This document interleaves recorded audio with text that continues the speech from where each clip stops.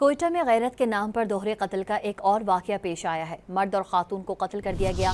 Police के मुताबिक कमरानी road पर बाप ने फायरिंग करके बेटी और भांजे को कत्ल किया। वारदात के बाद मुलजिम फरार हो गया। मकतूलीन की लाशें कानूनी कार्रवाई के बाद बुरसा के हवाले कर दी गईं।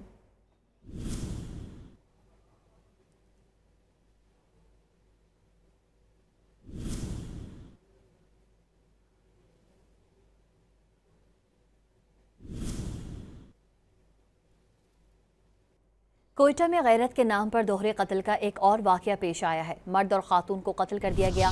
पुलिस के मुताबिक कमरानी रोड पर बाप ने फायरिंग करके बेटी और भांजे को कत्ल किया। वारदात के बाद मुलजिम फरार हो गया। मकतूलीन की लाशें कानूनी कार्रवाई के बाद बुरसा के हवाले कर दी गईं।